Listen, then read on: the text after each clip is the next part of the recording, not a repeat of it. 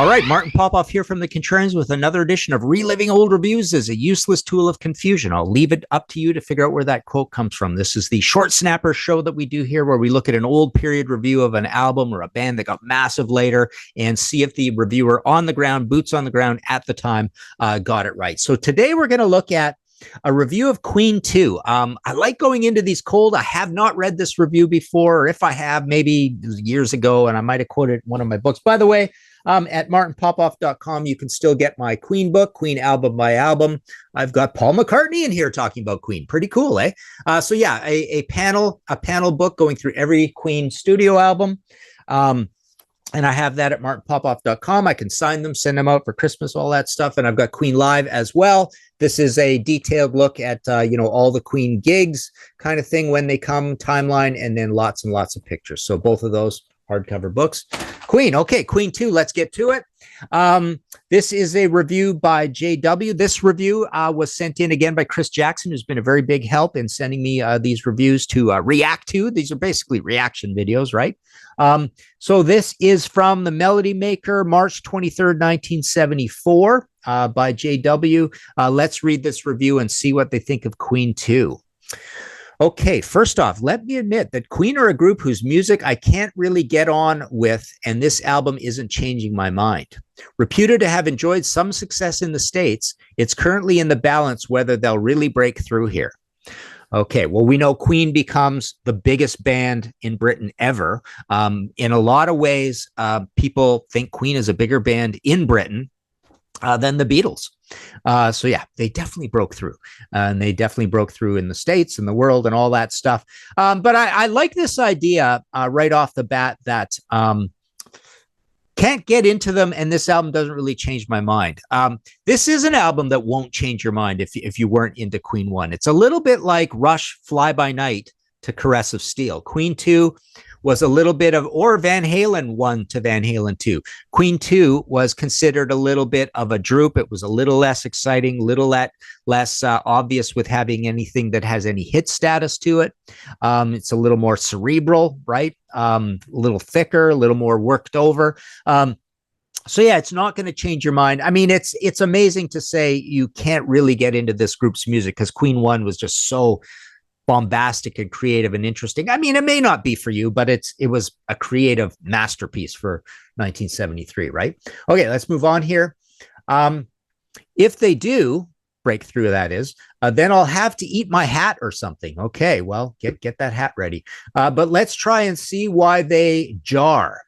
One thing certainly seems apparent right away. Queen are exceptionally derivative of some of the styles of Deep Purple, Jeff Beck, Led, Zepp, and yes, the last particularly in the vocals. So again, one of the reasons I like doing these reviews is seeing what you can compare things to. And yeah, Queen could not be compared to practically anything at the time. But if you're going to try to, because Queen is almost like superhuman, they're supermen at rock. If you have to compare them to anything, you darn well gotta gather a bunch of bands together to say compare them to. So it is kind of cool. I always thought that they were Led Zeppelin on steroids, the same way Aerosmith was way better than the Rolling Stones kind of thing by the time you get to Toys in the Attic and Rocks. I think Queen is like a better version of Led Zeppelin right away, basically. But comparing him to Zeppelin and then mixing in the Deep Purple and mixing in the Yes, that's really cool. I don't really hear the Jeff Beck, but kind of cool. Particularly in the vocals to Yes, I wouldn't say that either. Okay, let's move on. But consciously or unconsciously, they've taken the ideas away and completely emasculated them. British rock fans are likely to suss this out if they haven't already. Maybe Queen tried too hard, but their work sounds overcomplicated for their musical abilities.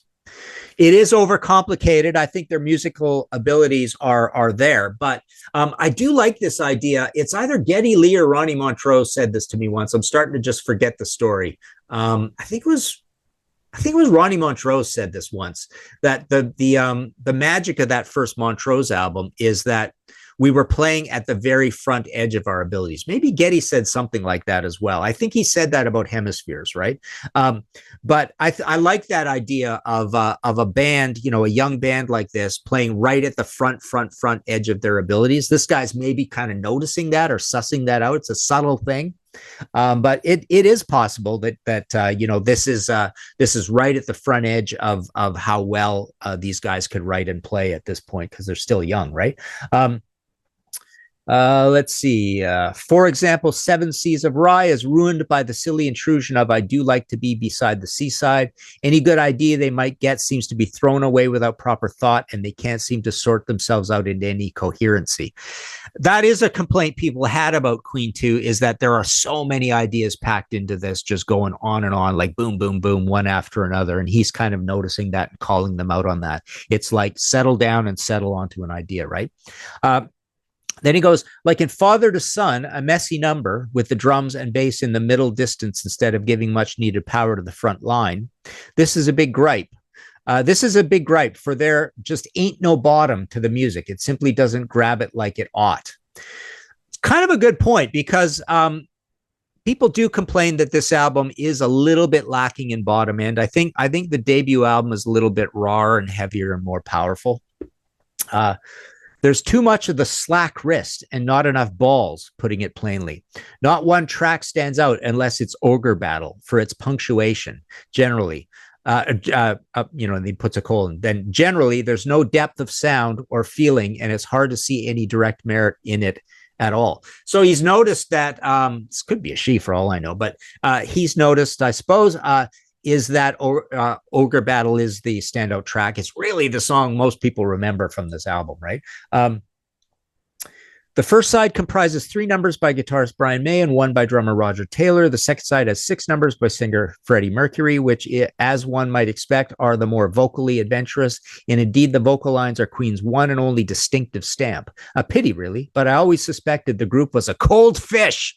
Queen is a cold fish, apparently, says JW. But they have many distinctive stamps, and we're going to hear them over time. We're going to hear Roger Taylor's voice. We're going to hear Brian May's voice. We're going to hear Roger Taylor's drum sound. Brian May's guitar is already distinct from the first 2 albums. And of course, Freddie is a legend as well. So, and we can't forget John Deacon with his hit songwriting, right?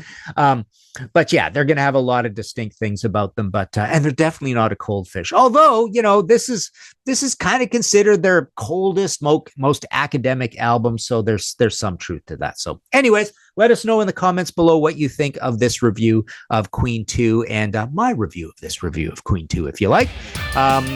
Like, subscribe, do all that stuff. We've got merch. We've got a Patreon, Ko-Fi, I think, all that kind of stuff. Hopefully, if Marco's doing his job, that's in the comments below.